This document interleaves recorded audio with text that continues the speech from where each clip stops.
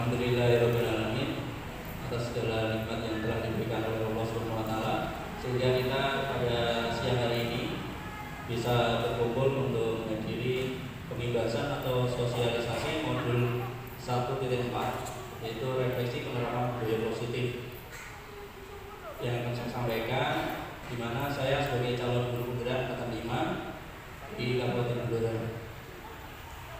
Untuk berikutnya, jadi langsung saja, bagaimana refleksi penerapan budaya positif yang ada di SDIT Permata Mulia. Jadi apa yang harus kita perhatikan untuk mewujudkan budaya positif. Jadi harapannya budaya positif ini nanti bisa terbentuk di lingkungan sekolah. Jadi tidak hanya di kelas masing-masing seperti itu.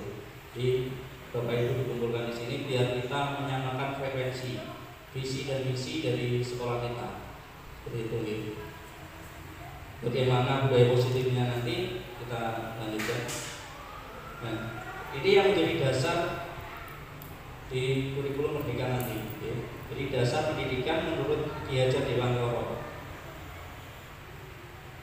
Jadi yang pertama yaitu menuntun. Maksud pendidikan itu adalah menuntun, di mana segala kekuatan kodrat yang ada pada anak-anak agar mereka dapat mencapai keselamatan dan kebahagiaan setinggi-tingginya baik sebagai manusia maupun sebagai anggota masyarakat. Jadi kita sebagai guru itu tugasnya menuntun. Oh, anak ini kira-kira, kalau dulu kan kita mindsetnya anak itu seperti kertas putih, betul tidak? Kertas putih ya, kalau dulu. Kalau sekarang anak itu samar-samar, bukan putih lagi, tapi samar-samar. Kita sebagai guru tugasnya yaitu menebalkan dari samar-samar tadi. Misalnya minatnya apa, bakatnya apa, itu kita tinggal melanjutkan, menuntun anak-anak supaya ini mencapai keselamatan dan kebahagiaan setinggi-tingginya sebagai manusia maupun sebagai anggota masyarakat. Pendidik itu hanya dapat menuntun tumbuh dan hidupnya kodrat yang ada pada anak-anak agar dapat memperbaiki laku hidupnya dan tumbuhnya kekuatan kodrat anak. Jadi memang kita diingatkan berkali-kali tugas sebagai guru yaitu menuntun anak seperti itu. Kemudian seperti yang kita ketahui juga bahwa di dalam pendidikan itu kita kenal dengan Engarso Sungkulodo, Engatio Manungkarso, Tutmuri Handayani. Ada yang tahu Engarso Sungkulodo itu seperti apa? Di depan memberikan contoh. Di depan memberikan contoh. Kemudian Engatio Manungkarso di tengah Jadi penengah.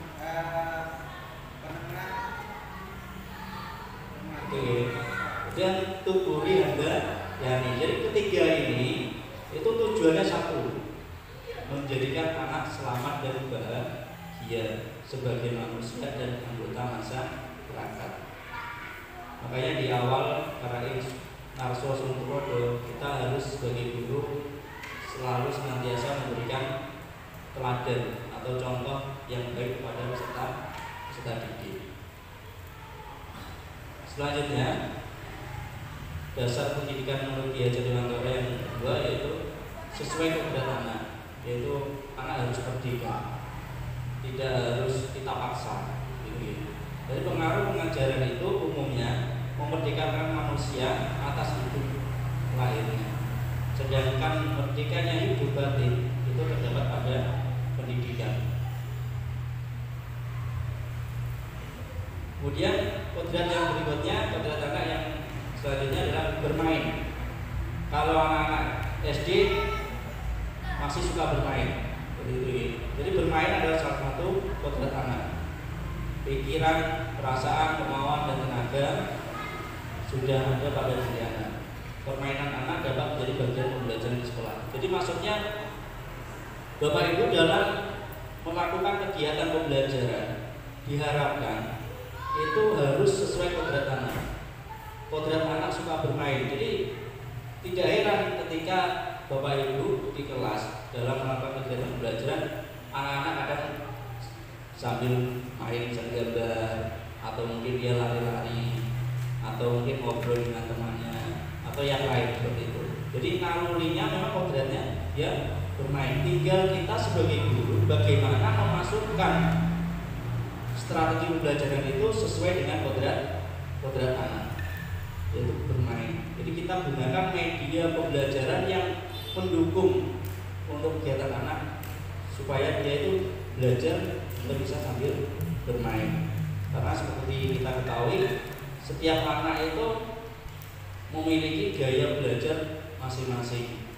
Seperti yang kita tahu kan, ada sukanya mungkin audio, mendengarkan, melihat, atau kinestetik itu yang bergerak. Jadi kita sebagai guru harus bisa menganalisa seperti itu. Kalau di sini poin pentingnya, jangan lupakan bahwa kodrat anak itu adalah bermain. Silakan untuk pembelajarannya bisa dipakai strategi gimana caranya pembelajaran itu dikonsep seperti kodrat anak, yaitu ada bermainnya. Kita lanjutkan. Kemudian yang ketiga, ada pendidikan yang berpihak pada anak. Jadi bebas dari segala ikatan, dengan suci hati mendapati sang anak, bukan untuk meminta sesuatu hal, melainkan untuk berhamba pada sang anak. Jadi di sini berhamba itu bukan seperti bawahan terus menghamba kepada atasan, bukan.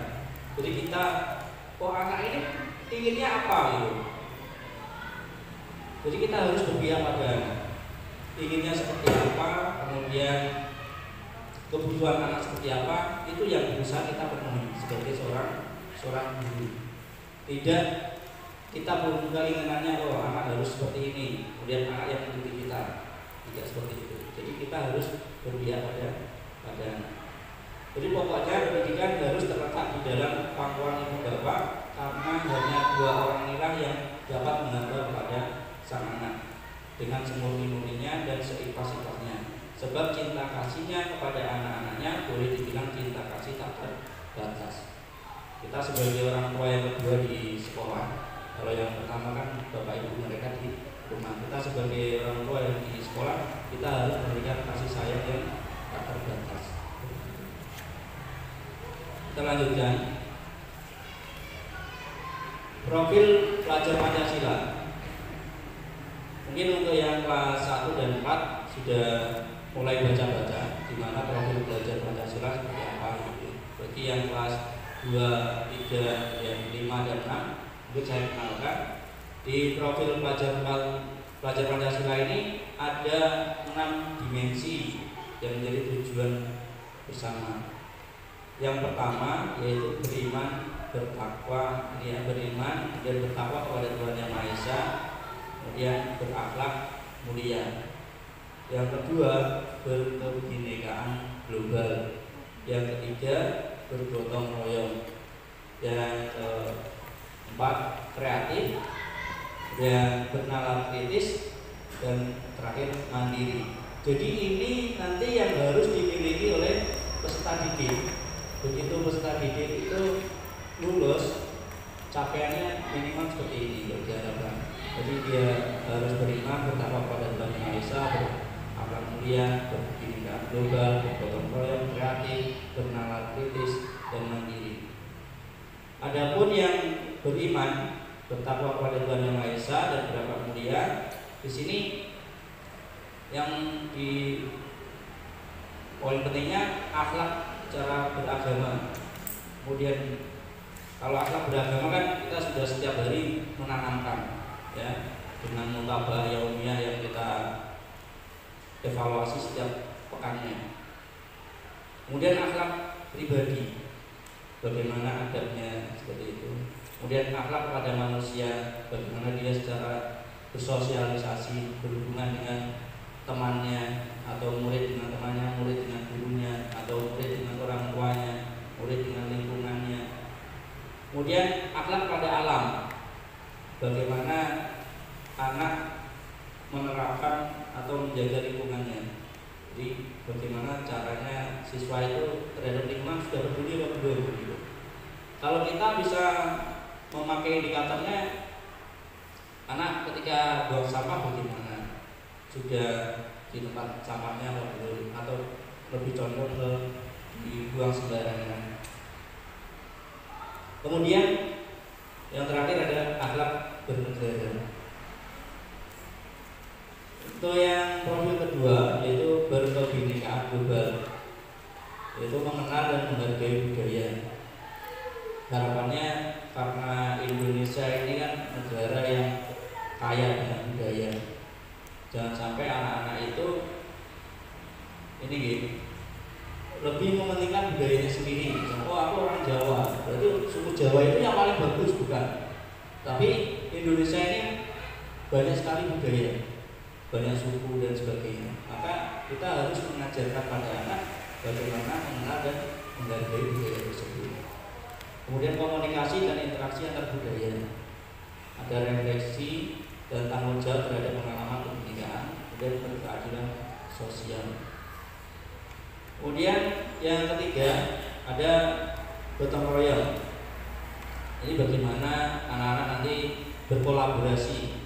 Kita di kelas sudah menanamkan gotong royong, mulai dari contohnya kan jadwal piket nyapu misalnya, kemudian jadwal piket ambil sungai, biasanya kan sudah sesuai jadwal dan mereka melakukan itu kan secara bergotong royong. Atau mungkin pas kegiatan Jumat bersih, membersihkan lingkungan dan sebagainya, itu termasuk poin dari gotong royong. Kemudian kreatif, menghasilkan gagasan yang orisinal atau asli, menghasilkan karya dan tindakan yang orisinal, kemudian memiliki keleluasan berpikir dalam mencari alternatif solusi permasalahan. Kalau di sini kan kita juga sudah menerapkan juga, misalnya kegiatan-kegiatan yang misalnya seni, SBK gitu kan, anak-anak diminta atau dibebaskan untuk membuat sebuah karya, karya 2 dimensi. Temanya apa? Nanti hasilnya pun akan berbeda karena setiap anak pasti memiliki kreativitas yang berbeda-beda, tidak akan sama gitu ya.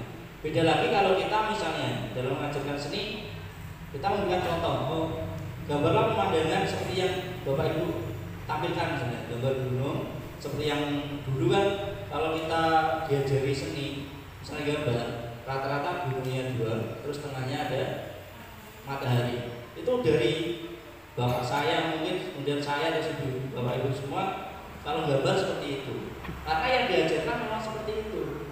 Tapi beda lagi kalau kita memberikan banyak, oh silakan gambar pemandangan, temanya pemandangan, bebas. Anak-anak akan berpikirnya kan berbeda. Kalau sukanya alam di pegunungan pasti gambarnya pegunungan. Kalau sukanya suka ke pantai, berarti dia akan menggambar pantai. Atau dia sukanya pemandangan di kota, kemungkinan yang digambar adalah perkotaan. Jadi kreativitas anak itu pasti berbeda. Harapannya di sini kita akan mengeksplor itu. Jadi murid itu tidak hanya mengikuti apa yang kita inginkan, tapi kita usahakan bagaimana anak itu berjuang seperti apa. Itu ya. Kemudian bernalar kritis, itu memperoleh dan memproses informasi dan gagasan dan menganalisa dan mengevaluasi penalaran, dan merefleksi dan mengevaluasi pemikirannya sendiri. Harapannya anak-anak bernalar kritis. Ini bisa kita ketahui kalau di kelas misalnya aktif bertanya gitu ya. Misalnya ada sesuatu yang kurang paham, anak-anak bisa bertanya. Kemudian kita sebagai guru nanti bisa memberikan umpan balik apa yang ditanyakan oleh peserta didik. Kemudian yang terakhir ada mandiri, dari pemahaman diri dan situasi, regulasi diri. Jadi harapannya anak-anak itu bisa belajar secara mandiri ya. Misalnya kita masuk ke IPAS misalnya, bagian tumbuhan. Kok materinya belum terlalu banyak misalnya. Kita beri kesempatan. Kita ajak ke perpustakaan misalnya, silakan cari literasi sendiri, literatur ya. Nanti yang berhubungan dengan bagian tumbuhan. Jadi nanti anak-anak akan mandiri mencari informasi yang lain seperti itu. Kita lanjutkan. Nah, Ini peran guru penggerak. Harapannya Bapak Ibu semua ini menjadi guru penggerak. Jadi bergerak, tergerak dan menggerakkan. Tidak harus ikut program guru penggerak. Syukur-syukur kalau bisa ikut seperti itu ya. Karena manfaatnya banyak sekali ini ya, merubah pemikiran kita. Peran yang pertama nilai dulu. Nilai dari seorang guru penggerak. Yang pertama itu mandiri. Kita harus mandiri dalam hal misalnya kita sebagai guru pasti ada yang sebelum mengajar ada menyiapkan perangkat pembelajaran. Nah itu harapannya kita bisa mengerjakan secara mandiri, kemudian menyiapkan alat-alat peraganya. Jadi tidak tergantung dengan yang lain. Misalnya di abad sekarang kita dituntut untuk menguasai yang namanya teknologi. Kita harus secara mandiri mengupgrade ini ya, menambah kemampuan kita, walaupun itu kita harus belajar sendiri gitu ya. Sekarang kan banyak sekali ilmu-ilmu yang bertebaran. Contohnya misalnya di YouTube atau yang sekarang ada platform Merdeka Mengajar, itu kan banyak sekali. Jadi kita belajar secara individu. Kemudian reflektif ini kita merefleksi. Kira-kira kita dalam mengajar misalnya sudah sesuai kebutuhan anak apa belum? Kemudian anak sudah terpenuhi dengan kebutuhannya. Itu kita evaluasi. Setelah mengajar kita evaluasi diri kita. Kemudian kolaboratif. Kalau di sini kita sudah berkolaborasi ya. Jadi karena lebih dari satu kelas lebih dari beberapa rombel ya, ada 3. Jadi kita berkolaborasi dengan satu jenjang yang setiap pekan kita sudah bertemu rapat. Itu termasuk kita sudah memiliki nilai sebagai guru penggerak, yaitu berkolaborasi. Kemudian inovatif ini kita diharapkan memiliki inovasi yang baru. Jadi kemarin kita belajar dengan metode misalnya A, dengan ceramah saja. Menurut saya belum begitu baik dalam menerima pelajaran. Kita mungkin bisa inovasi. Kita tambahkan media pembelajaran yang lebih menarik pada anak. Jadi anak lebih tertarik untuk mengikuti pembelajaran kita. Kemudian kuncinya yaitu harus berpihak pada murid, berpihak pada anak. Kemudian perannya yaitu yang pertama menggerakkan komunitas praktisi. Komunitas praktisi seperti yang sekarang di bawah itu namanya komunitas praktisi. Salah satu contohnya yaitu KKG. Kalau di sini ada JSUT, itu termasuk komunitas praktisi. Bapak Ibu boleh juga misalnya dalam ini nanti membuat komunitas sendiri yang khusus misalnya membahas tentang media-media pembelajaran yang bisa dipakai untuk satu jenjang misalnya. Itu juga termasuk komunitas praktisi. Kemudian menjadi coach bagi atau pelatih bagi guru lain. Kalau di sini kan sudah kita terapkan, misalnya ada yang belum syahadah di Qiraati, bagi yang sudah bisa mengajari yang belum, itu termasuk kita sudah berperan sebagai coach atau pelatih bagi guru yang lain. Kemudian mendorong kolaborasi,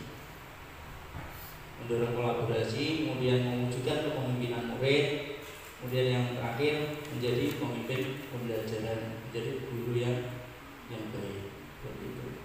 Kita lanjutkan. Nah, ini lingkaran pengaruh, ada lingkaran kepedulian dan yang kita lewati aja. Nah, ini kodrat tahap tumbuh kembang anak menurut belajar Dewan Kolom. Ada Wirogo, kemudian Wiromo. Wirogo ini bisa dipakai untuk usia sampai 16 tahun. Jadi anak-anak itu bermain ya, belajar eksplorasi dan bagaimana pengalaman rasa dan pikiran. Kemudian kalau Wiromo ini kita menanamkan bagaimana anak untuk bertanggung jawab, kemudian kebiasaan yang baik, kemudian bagaimana jadwalnya anak irama kesehariannya mulai dari bangun tidur sampai tidur lagi. Kita kan sudah ada amalan ilmiah itu yang sebagai kontrol kegiatan selama di sekolah dan di rumah. Kemudian kita lanjutkan. Nah ini kita masuk ke modul 1.3 yaitu visi guru pembeda. Anak-anak hidup dan tumbuh sesuai kodratnya sendiri. Pendidik hanya dapat merawat dan menuntun tumbuhnya kodrat itu. Ini menurut Ki Hajar Dewantoro. Coba saya tanya, mungkin Bapak Ibu ada yang tahu visi dari SDIT? Mencetak generasi yang bertakwa, cerdas dan kreatif. Nah ini. Jadi kita sebagai guru yang ada di lembaga ini harus tahu, oh ternyata lembaga ini visinya apa? Mencetak generasi yang bertakwa, cerdas dan kreatif. Ini sudah sesuai dengan profil pelajar Pancasila. Anak-anak harus bertakwa, ya, bertakwa, beriman kepada Tuhan Yang Maha Esa, kemudian berakhlak, kemudian ya, cerdas dan kreatif. Jadi bagaimana nanti kita harus menjalankan visi ini. Kemudian mengelola perubahan yang positif, yaitu menjadikan sekolah sebagai rumah yang aman, nyaman dan bermakna bagi murid, seperti sudah menjadi hal yang umum diinginkan semua pihak. Jadi perlu ada perubahan yang mendasar dan upaya yang konsisten. Inilah salah satu tujuan visi, yaitu untuk mencapai perubahan yang lebih baik dari kondisi saat ini.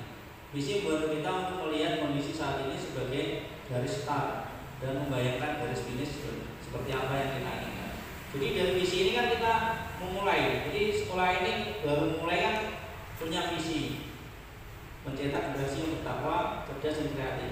Itu sudah membayangkan bagaimana nanti anak-anak ketika lulus dari SD itu harus punya dia takwa, bertakwa dan cerdas dan kreatif. Itu yang akan kita capai dalam prosesnya. Gitu. Kemudian perubahan yang positif dan konstruktif di sekolah biasanya membutuhkan waktu dan bersifat bertahap. Oleh karena itu, sebagai pemimpin, guru hendaknya terus berlatih mengelola diri sendiri sambil terus berupaya menggerakkan orang lain yang berada di dalam pengaruhnya untuk menjalani proses perubahan ini bersama-sama. Hal ini perlu dilakukan dengan niatan belajar yang terus demi mewujudkan visi sekolah. Mewujudkan visi sekolah diperlukan pendekatan atau paradigma sebagai alat untuk mencapai tujuan. Nah, untuk mencapai visi yang kita inginkan, yang kita impikan, kita dapat mengeksplorasi paradigma yang disebut inquiry apresiatif. Ini metode yang dipakai seperti itu. Inquiry apresiatif ini dikenal sebagai pendekatan manajemen perubahan yang kolaboratif dan berbasis kekuatan. Konsep IA ini pertama kali dikembangkan oleh David Sopran. Kemudian inquiry apresiatif adalah suatu filosofi, suatu landasan berpikir yang berfokus pada upaya kolaboratif dan menemukan hal positif dalam diri seseorang, dalam suatu organisasi dan dunia di sekitarnya, baik di masa lalu, masa kini maupun masa depan. IA merupakan prinsip-prinsip utama psikologi positif dan pendidikan positif. Pendekatan IA percaya bahwa setiap orang memiliki inti positif yang dapat memberikan kontribusi pada keberhasilan. Inti positif ini merupakan potensi dan aset organisasi. Dengan demikian, dalam implementasinya, IA dimulai dengan menggali hal-hal positif, keberhasilan yang telah dicapai dan kekuatan yang dimiliki organisasi sebelum organisasi menapak pada tahap selanjutnya akan melakukan perencanaan perubahan. Jadi di awal itu akan membuat ini IA itu pendekatan IA. Bagaimana nanti langkah-langkah yang akan diambil ketika visi itu ditentukan. Di sekolah, pendekatan IA dapat dimulai dengan mengidentifikasi hal baik apa yang telah ada di sekolah, mencari cara bagaimana hal tersebut dapat dipertahankan, dan memunculkan strategi untuk mewujudkan perubahan ke arah lebih baik. Nah, ini prakarsa perubahannya nanti menggunakan ini ya. Ini namanya tahapan Bagja. Tahapan Bagja seperti ini. Jadi mulai dari B, buat pertanyaan, kemudian ambil pelajaran, G-nya itu gali impian, J-nya jabarkan rencana, A atur eksekusi. Jadi langkah-langkah yang perlu kita ikuti dalam menerapkan perubahan sesuai dengan visi kita yang telah kita inginkan berdasarkan tahapan Bagja seperti itu. Jadi yang pertama itu buat pertanyaan utama. Setelah pertanyaan utama selesai, baru kita ambil pelajarannya seperti apa. Kemudian kita gali mimpinya. Mimpi ke depan bagaimana? Kira-kira 6 tahun ke depan anak-anak itu yang masuk ke SD IT ini nanti keluarnya bagaimana? Kemudian kita jabarkan rencananya.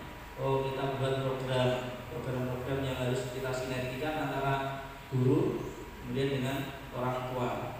Kita kan tidak bisa punya program tapi tidak kita sinergikan, atau orang tua tidak mendukung dengan program yang kita luncurkan, maka tujuan atau visi itu tidak akan tercapai. Dan kita baru atur eksekusi, bagaimana eksekusi dari program-program tersebut. Kalau kita sekarang kan ada yang namanya pertemuan bunda rumah tamu mulia, kemudian kita rapat bersama setiap pekan, itu termasuk salah satunya mengeksekusi. Kemudian, nah ini di modul yang terakhir di budaya positif. Di budaya positif ini, di materi eksplorasi konsep untuk budaya positif terdiri dari beberapa bagian, yaitu ada perubahan paradigma, di mana stimulus respon lawan teori kontrol. Kemudian yang kedua ada arti disiplin dan 3 motivasi perilaku manusia. Kemudian yang ketiga keyakinan kelas, hukuman dan penghargaan. Yang berikutnya 5 kebutuhan dasar manusia. Kemudian selanjutnya 5 posisi kontrol sebagai guru.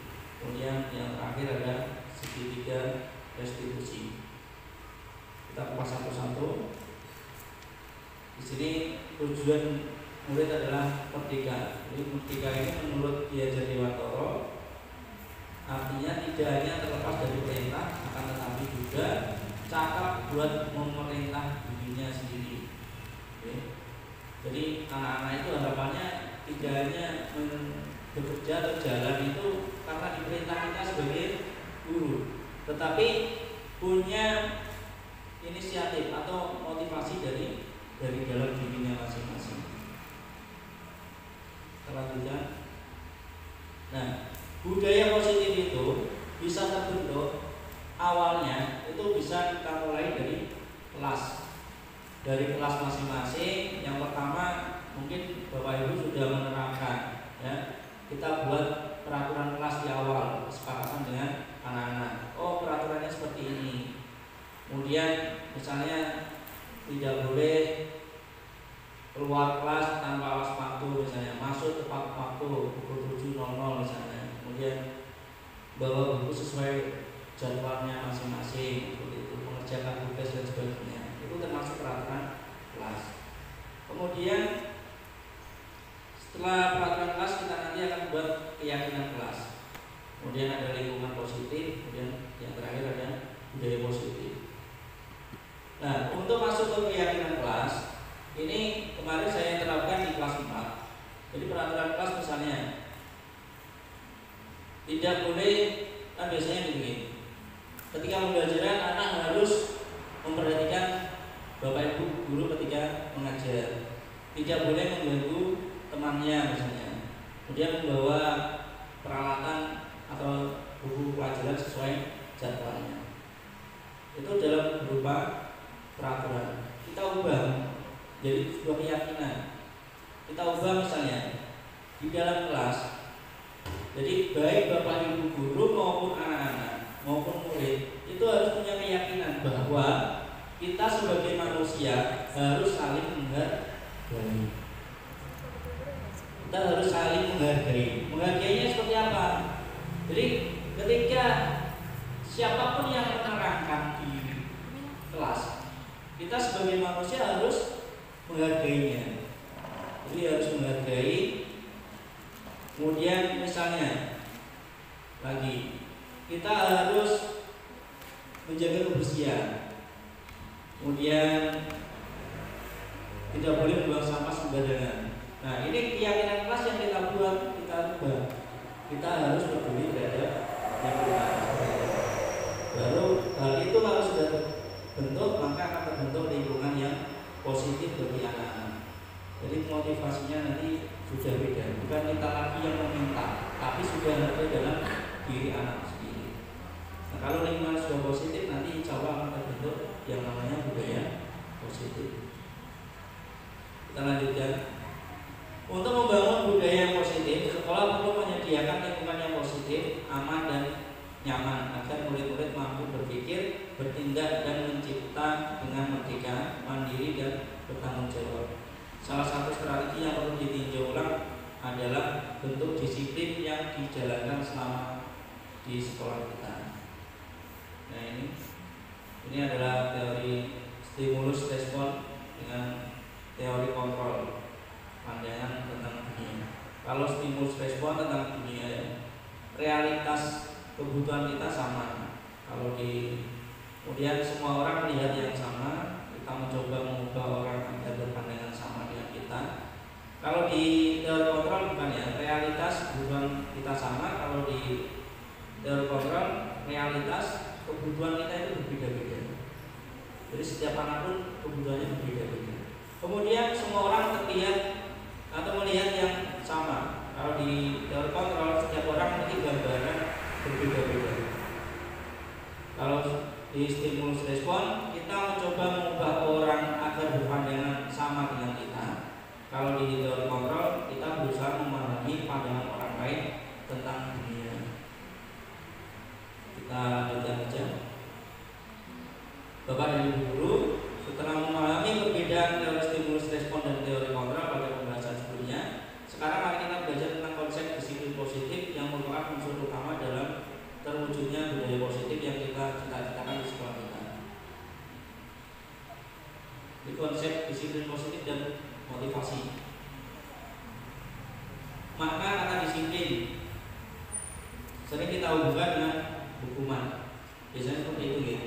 Jadi anak kalau melanggar aturan gitu kan, berarti anak tidak disiplin. Akhirnya yang keluar kadang kita sering menghukum gitu gitu. Misalnya anak kurang tidak pakai sandal ketika keluar atau keluar kelas nih ya, keluar dari area yang ramai gitu kan, akhirnya kita beri sanksi, entah itu dengan membaca istighfar atau yang lainnya.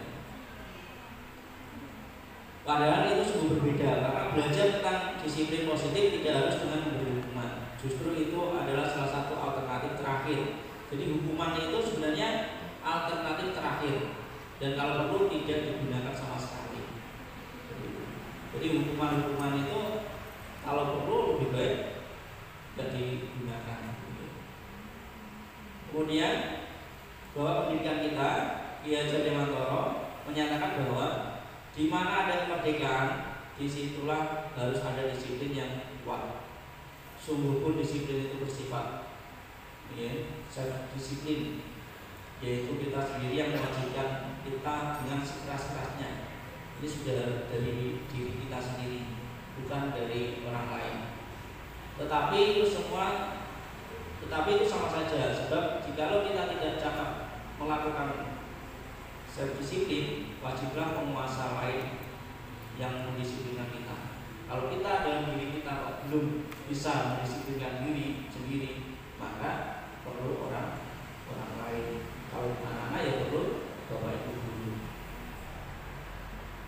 Dan peraturan demikian itulah harus ada di dalam suatu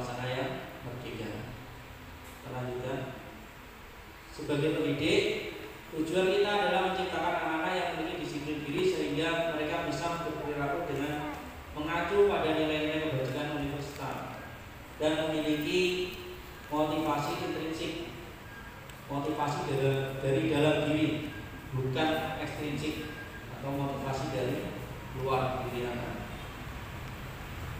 Kita masuk ke teori motivasi perilaku manusia.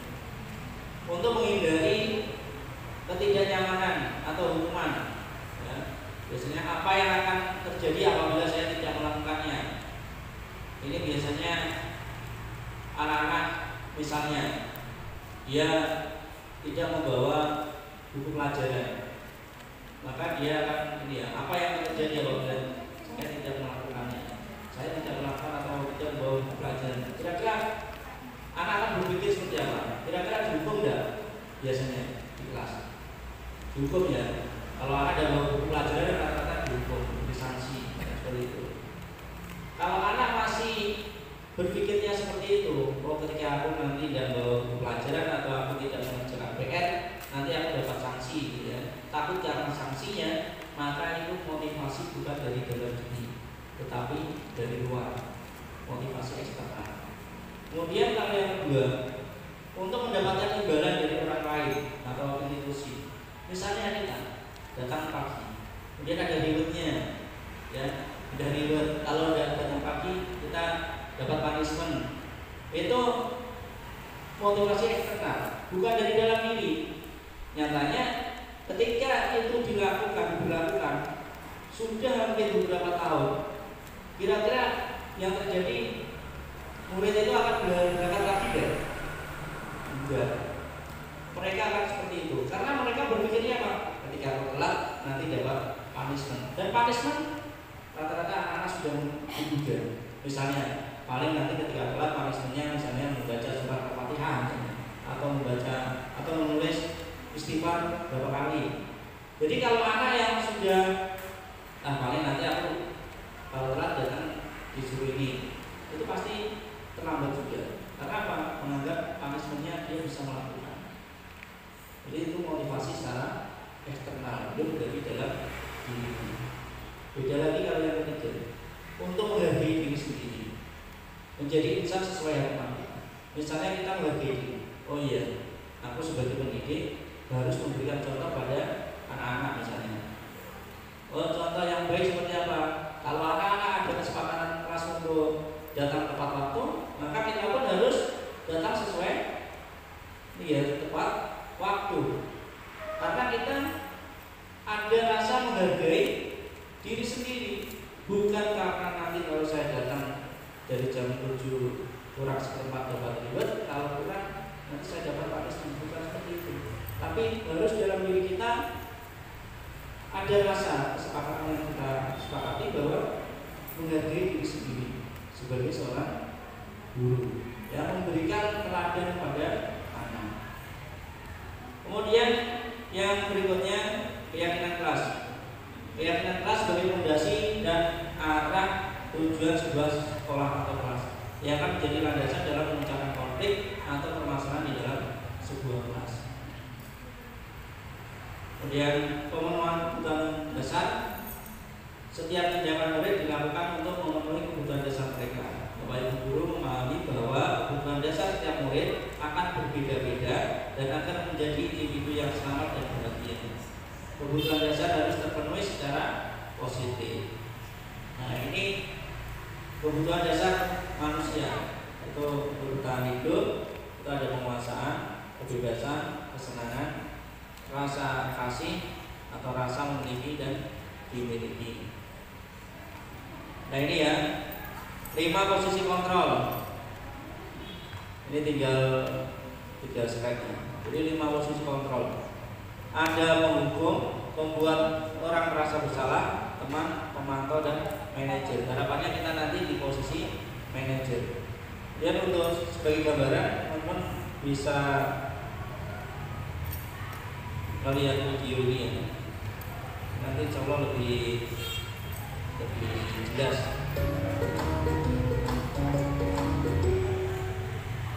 Salam bahagia ibu dan bapak guru hebat. Dalam penerapan disiplin positif restitusi, salah satu program yang dikembangkan adalah 5 posisi kontrol.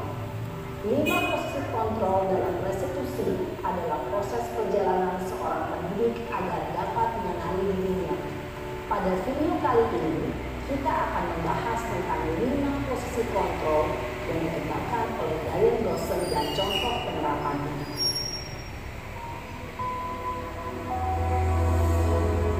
Ini Bapak Ibu, misalnya ingin mengakses video ini bisa di Kementerian Pendidikan adalah di 1. Posisi penghukum. 2. Posisi pembuat merasa bersalah. 3. Posisi teman. 4. Posisi pemantau atau monitor. Dan 5. Posisi manajer. Untuk lebih memahami kelima posisi tersebut, mari kita saksikan kasus Naren yang terlambat hadir 20 menit di sekolah dan melihat bagaimana kelima posisi kontrol dalam menghadapi masalah tersebut. Pertama ya, posisi penghukum. Kita diposisikan sebagai guru yang menghukum. Naren yang terlambat 20 menit. Nah, ini ada Bu Guru. Naren! Sini kamu! Kita nanti bisa membedakan kira-kira posisi mana yang pas. Selalu terlambat. Kamu deh, pasti terlambat. Maaf Bu, saya Apa? Apa coba? Alasan kamu apa lagi? Kapan sih kamu tidak terlambat? Malas sekali ya kamu jadi anak. saya Dasar pemalas. Gak kapok-kapok sih kamu. Sudah berapa kali terlambat? Sana, kamu keliling lapangan basket 2 kali. kenapa saya harus ke lapangan basket Bu? Kenapa? Kamu mau lawan ibu? Berani-beraninya jawab. Sudah terlambat, masih berani jawab pula. Sekarang, keliling lapangan basket 5 kali sekalian. Biar kapok. Cepat. Yang awalnya 2 jadi 5. Posisi penghukum biasanya berbicara dengan nada tinggi, menghardik, menunjuk-nunjuk, menyakiti, dan menyindir. Hukuman bisa berupa fisik maupun psikis. Ibu dan bapak guru hebat. Dampak yang terjadi pada murid ketika guru berada pada posisi penghukum adalah murid cenderung akan memberontak, bahkan menyimpan dendam. Ini dampaknya ya.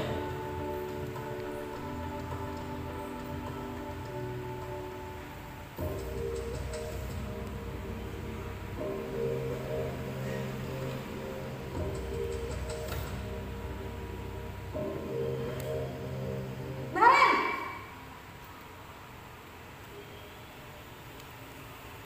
Selamat pagi Bu. Naren. Kamu kenapa terlambat lagi, nak? Ya Tuhan, Naren. Kamu senang ya bikin ibu susah ya? Kalau kamu terlambat lagi, nanti ibu yang ditegur bapak kepala sekolah, nak. Disangka ibu tidak bisa membina kamu. Duh, gimana ini? Maaf Bu, Duh, Gusti Naren. Kamu suka ya kalau ibu ditegur bapak kepala sekolah? Terus, sekarang ibu harus tulis apa ini di buku absen? Ini kamu sudah sering terlambat loh. Ibu harus apa coba? maaf Bu, maaf sekali. Ya sudah, lain kali jangan bikin ibu susah lagi ya nak ya. Ibu tidak akan kuat lagi kalau kamu begini terus. Bisa jantungan kalau ibu tegur bapak kepala sekolah. Sana cepat kelas. Maaf ya Bu, maaf sekali. Posisi pembuat rasa bersalah berbicara dengan nada tenang, cenderung lembut, namun kata-kata yang diutarakan membuat murid merasa menjadi orang yang gagal, memandang buruk dirinya sendiri, merasa tidak berharga, dan tidak sanggup membahagiakan orang lain.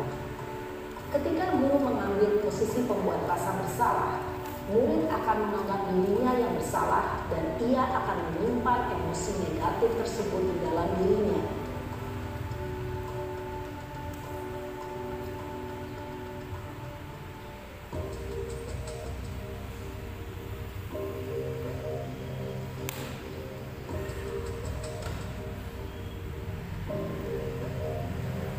Naren,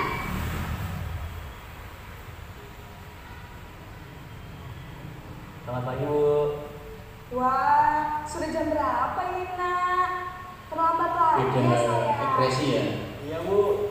Habis ibu saya lupa bangunkan saya, Bu. Kamu malah menyalahkan ibu kamu. Kamu bukannya anak yang larinya paling kencang. Kok terlambat sih? Iya, Bu. Saya memang terlambat bangun tadi. Jadi, biarpun saya lari kencang, tetap gak kekejar, Bu. Ya sudah sana. Nanti lain kali larinya lebih kencang lagi ya. Biar gak terlambat lagi. Bikin seneng ibu. Demi ibu. Bisa kan? Bisa lah, Bu. Ya sudah sana masuk kelas. Ibu beresin urusan absen kamu. Kamu ini ada-ada saja. Dalam posisi teman, guru berbicara dengan nada suara ramah, akrab, cenderung bersenda gurau untuk menjaga suasana tetap santai. Murid akan merasa senang, aman, dan akrab dengan guru. Identitas yang tercipta adalah identitas sukses atau berhasil. Namun, perlu diingat, karena ini masih dorongan eksternal, maka ada faktor ketergantungan dari murid kepada orang tertentu. Di sini guru absennya, sehingga di lain waktu murid bisa berperilaku baik, namun hanya kepada orang-orang tertentu saja.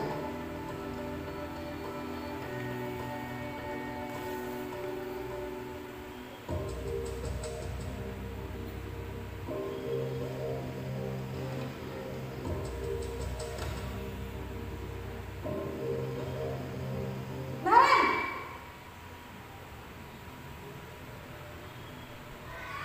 Selamat pagi, Bu. Naren, apa peraturan sekolah kita tentang jam berapa kita harus masuk sekolah, Nak?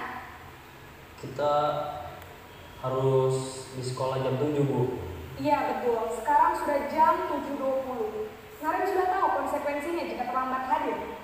Paham, Bu.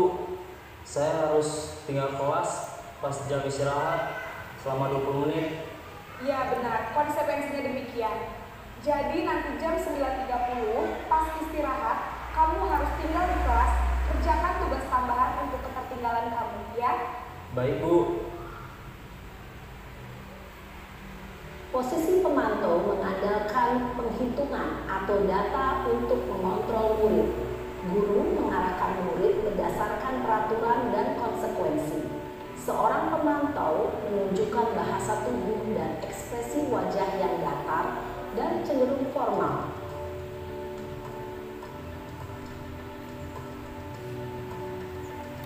Ini posisi manajer yang harapannya kita masuk di posisi kontrol yang ini. Jika ada sesuatu, kita berusaha masuk yang di manajer. Kalaupun posisi manajer belum bisa, kita mundur ke pemantau tadi ya. Tapi jangan sampai ke posisi yang ketiga, 2 atau 1 gitu. Selamat pagi, Naren. Maaf, Bu. Saya terlambat. Iya, sekolah masuknya jam 7, sekarang sudah jam 7.20. Jadi sekarang bagaimana ini, Naren? Maaf, Bu. Saya lupa setel alarm saya semalam. Baiklah, menurut kamu, keyakinan sekolah yang mana yang perlu kamu tingkatkan? Menghargai diri sendiri dan orang lain mungkin ya, Bu. Setuju. Jadi, apakah Naren meyakini prinsip saling menghormati tersebut? Iya, Bu. Saya meyakininya. Apakah Naren bersedia memperbaiki masalah keterlambatan ini? Bersedia, Bu. Bagaimana kamu akan perbaiki masalah keterlambatan ini? Saya akan coba untuk tidak lupa menyetel alarm saya, Bu. Baik, kalau Naren lupa menyetel alarm di rumah, ada orang yang kira-kira bisa bantu mengingatkan tidak? Ada, Bu. Kakak saya, Kak Emma. Ada lagi selain Kak Emma? Selain Kak Emma, ada ibu saya. Baik, jadi yang mengingatkan Naren adalah Kak Emma dan ibu kamu ya? Setelah pulang sekolah akan segera saya lakukan. Baik, jadi Naren akan setel alarm untuk bangun besok pagi dan akan diingatkan oleh kakak dan ibunda Naren ya. Ada lagi yang mungkin perlu dilakukan Naren agar tidak terlambat bangun lagi? Tidak ada, Bu. Baik Naren, terima kasih untuk kerjasama kamu. Sekarang kamu perlu kembali ke kelas untuk belajar. Baik, Bu. Terima kasih. Posisi manajer adalah posisi kontrol yang disarankan untuk membimbing murid memiliki sikap disiplin yang positif, yaitu murid yang mandiri, bertanggung jawab, dan dapat memecahkan masalah. Tujuan dari posisi ini adalah agar murid dapat berefleksi atas tindakannya. Guru akan dengan tulus memberikan pertanyaan-pertanyaan bermakna, sehingga membuat murid dapat belajar dari kesalahannya dan mencari sebuah solusi untuk menyelesaikannya. Ibu dan Bapak guru hebat, setelah mengamati adegan kelima posisi kontrol tadi, kira-kira posisi mana yang paling ideal? Posisi mana yang dapat menunjang motivasi intrinsik murid? Ya, tentu posisi manajer. Posisi ini memang posisi ideal yang ingin dituju setiap pendidik. Pada posisi inilah, guru dapat menerapkan disiplin positif yang berpihak pada murid, yang memerdekakan murid. Perjalanan seorang pendidik tentunya tidak mudah untuk sampai pada posisi seorang manajer. Namun, tujuan kita pasti, yaitu menciptakan murid-murid yang mandiri, merdeka, dan bertanggung jawab. Semoga penggambaran 5 posisi kontrol yang telah diperlihatkan ini dapat menjadi ajang refleksi bagi kita semua, agar dapat terus mengasah dan menerapkan disiplin positif yang memerdekakan murid. Mari terus berlatih dan bersemangat. Selamat menerapkan. Salam dan bahagia, Ibu dan Bapak guru hebat.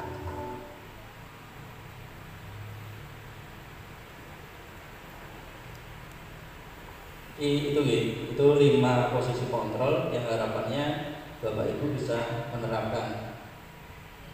Kita berusaha untuk memposisikan di kontrol yang manajer ya. Harapannya kalau manajer memang belum bisa, kita masuk yang pemantau. Jangan sampai kita masuk ke yang 3, 2 atau 1. Makanya saya di kelas sekarang sudah mengurangi yang sifatnya menghukum. Jadi lebih ke kita dialog ke anak. Misalnya anak lupa membawa buku pelajaran, kita aja dialog.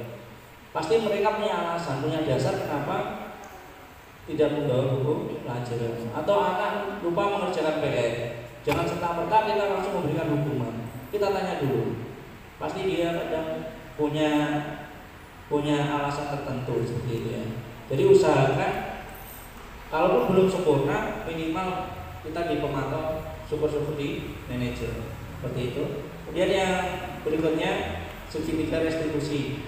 Guru penggerak memahami restitusi sebagai salah satu cara menanamkan disiplin positif pada murid sebagai bagian dari budaya positif di sekolah. Proses ini meliputi 3 tahap.